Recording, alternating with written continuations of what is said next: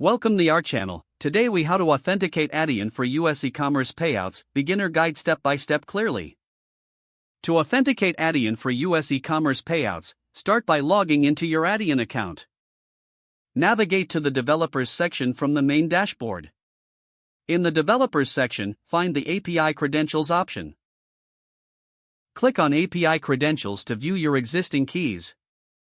If you don't have an API key yet, select Create a new API key. Give your new API key a descriptive name. Ensure you set the permissions for the API key to suit your payout needs. After adjusting the permissions, save the key and note it down securely. Next, go to the Account section on the main dashboard. Under the Account options, locate the Settings tab. Inside the Settings tab, click on Users. Here, add a new user if needed, or manage existing users that will access the payout features.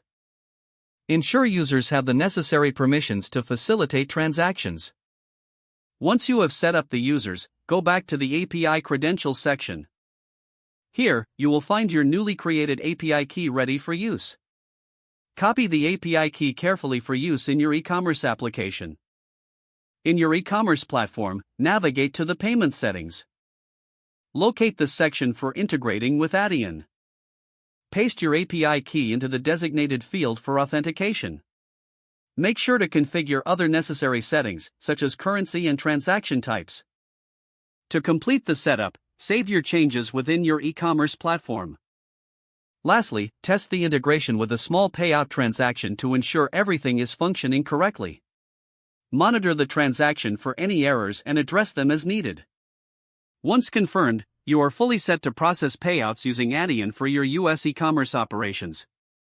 If the page does not load, refresh the browser or try again in a private or incognito window.